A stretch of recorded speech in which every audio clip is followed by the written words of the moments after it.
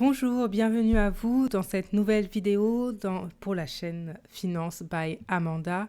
Donc sur cette chaîne, je partage mon budget et la gestion de mes finances par la transmission également de mes dépenses. Si c'est un aspect qui peut vous intéresser, n'hésitez pas à vous abonner, à liker et à partager la vidéo. Si vous avez vous-même des astuces de gestion de budget et une situation assez différente de la mienne que j'ai mis dans ma description, n'hésitez pas également à partager, ça peut aider certaines personnes. Donc dans cette vidéo, on va continuer sur cette deuxième semaine de novembre où je vais donc remplir mon petit tableau que j'ai mis en place pour mes dépenses et mon budget en préparation de l'année 2026.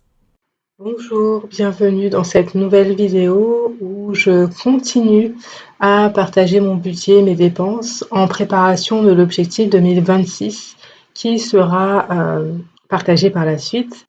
Donc là, pour l'instant, dans la précédente vidéo, je vous parlais de mon budget et notamment des revenus prévus. Donc, mon salaire, la prime d'activité à 331 et possiblement les tickets restaurants à 170 euros. Il se trouve qu'en réel, donc pour le salaire et la prime d'activité, on est OK, mais pour les tickets restaurants, on est à 256 euros. Donc, j'ai rempli ça. J'ai également mis le tableau dépenses novembre. Vous voyez le total du budget des dépenses juste ici. Donc, en reprenant la fin de la colonne là et ce que j'ai commencé à dépenser ce mois-ci ici. Donc, dans la vidéo précédente, je m'étais rendu compte qu'effectivement, il manquait donc la dette de France Travail à 193 euros, donc la deuxième mensualité. Donc, j'ai reçu, pour ceux qui ne savent pas, j'en ai parlé dans la vidéo comment sortir de l'enfer du surendettement et comment régler ses dettes. J'ai reçu un trop perçu en 2023 de chez France Travail. Et donc là, j'ai remboursé une première mensualité le mois précédent. Et donc ce mois-ci, il me restait à rembourser 193 euros. Donc c'est bon, j'ai fait mon virement aujourd'hui et c'est parti. Donc ensuite, dans la vidéo précédente également, j'avais oublié la dépense que je devais faire pour l'anglais pour l'enfant que j'ai rajouté ici dans le budget et que j'ai notamment déjà dépensé, donc transmis à l'organisme pour l'anglais, juste ici en espèces le 8, donc samedi. Donc, étant donné qu'il y avait cette dépense en plus et qu'au niveau du solde, j'étais en négatif de mon budget, j'ai enlevé 20 euros dans maison, vêtements et soins pour pouvoir avoir un budget qui possiblement me ferait tomber à 13,20 € à la fin du mois.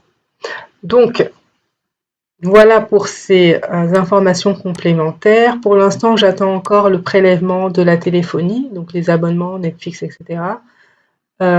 Et j'attends également tout ce qui est chèque, qui reste encore un pôle assez conséquent, donc 113 euros de chèque qui me reste à, à être prélevé. Donc le mois précédent, j'ai eu un retrait de 173 euros le 10, donc possiblement demain j'aurai ce retrait-là et je pourrai également commencer à faire mes enveloppes. Donc pour l'instant, l'argent est encore sur le compte. Je n'ai pas encore pris l'argent pour faire les enveloppes sur Revolut. Donc j'attends vraiment les prélèvements les plus... les charges fixes, notamment l'abonnement ici, et le dentiste là.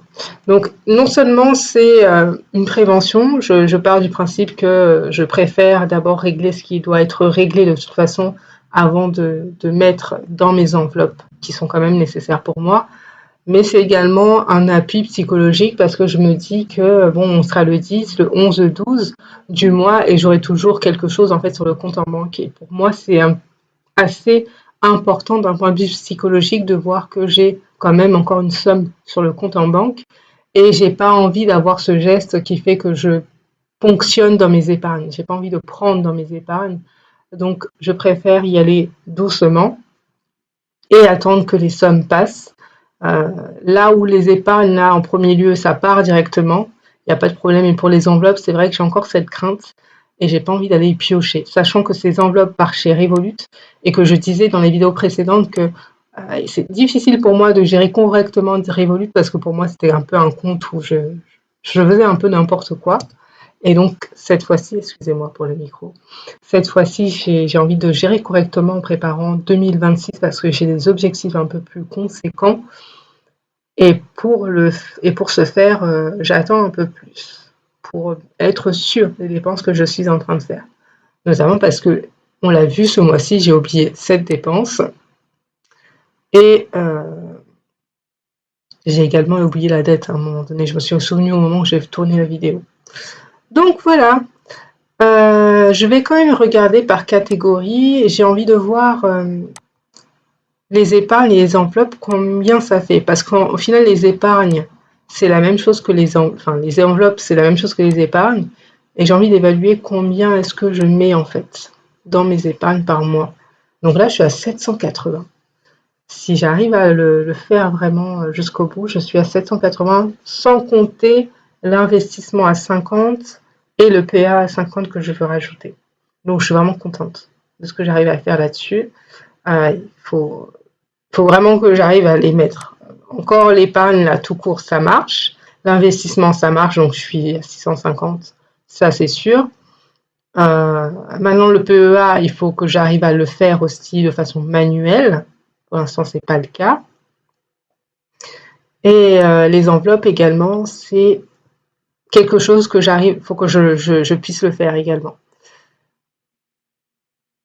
On est le 9, il reste encore pas mal de temps avant à la fin de ce mois. Moi, les mois, je les recommence le 25.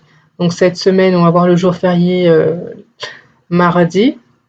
Ça va passer assez vite, je pense, cette semaine-là. Il restera 7 semaines ensuite. Et là, j'ai entamé une première semaine avec un salaire qui va retomber là. Donc normalement, les enveloppes vont être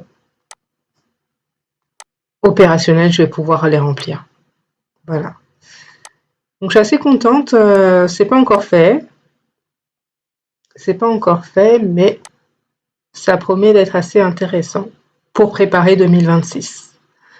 Et les objectifs un peu plus conséquents et plus intéressants pour ceux qui veulent suivre cette aventure. N'hésitez pas à vous abonner, à commenter également si vous avez des astuces budget, des astuces au niveau des dépenses pour d'autres qui passeraient par là. N'hésitez pas à liker la vidéo si cela vous a appris certaines choses, si ça vous a intéressé.